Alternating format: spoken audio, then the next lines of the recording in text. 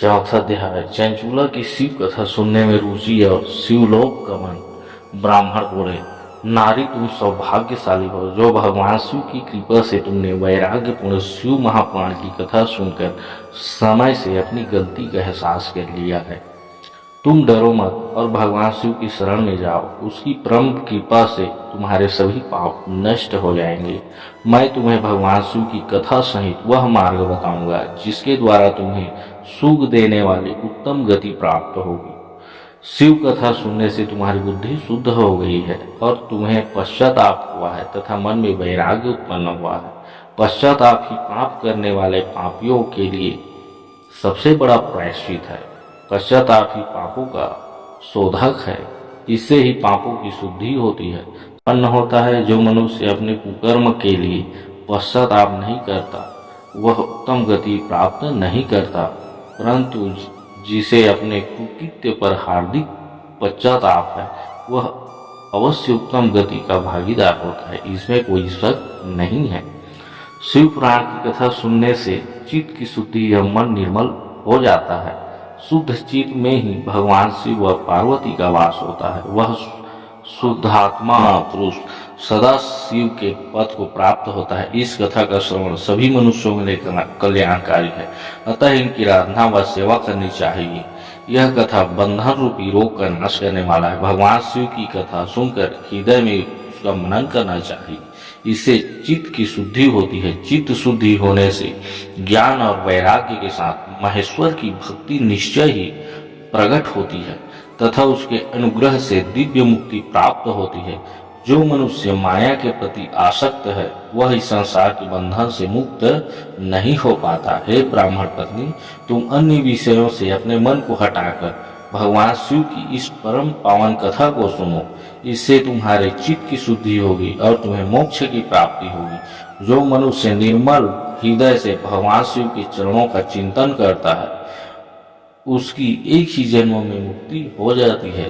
सूत जी कहते हैं, सौनक यह कहकर वे ब्राह्मण चुप हो गए। उनका हृदय करुणा से भर गया, वे ध्यान मग्न हो गए। ब्राह्मण का उक्त उपदेश सुनकर चंचूला के नेत्रों में आनंद के आंसू छलक आए।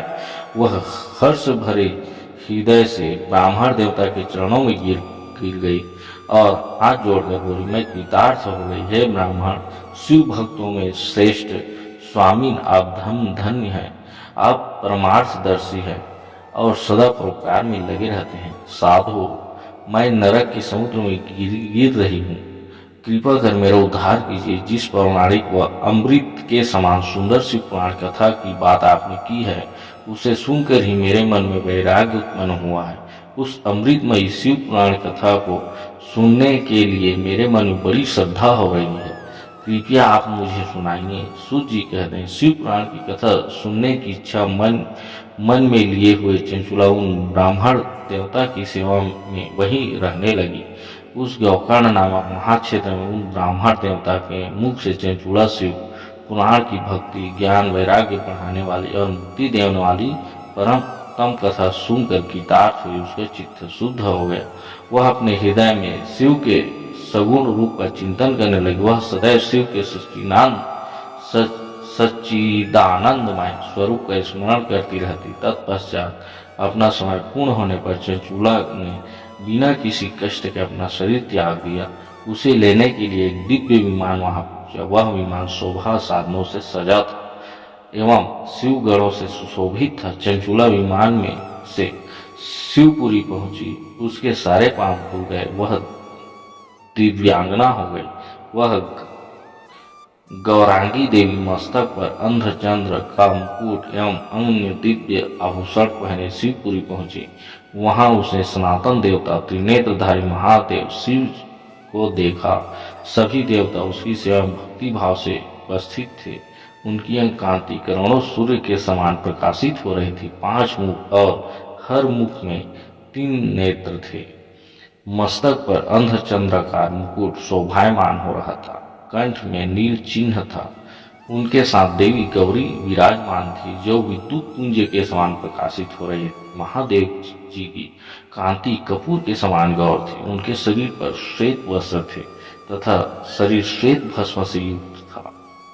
इस प्रकार भगवान शिव के परम उज्ज्वल रूप के दर्शन कर चंचुला बहुत प्रसन्न हुई।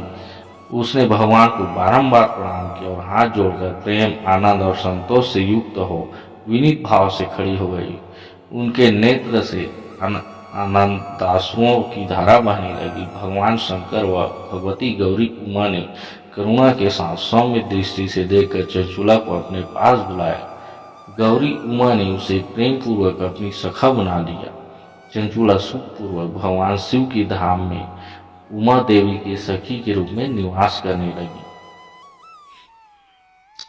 ओम नमः शिवाय।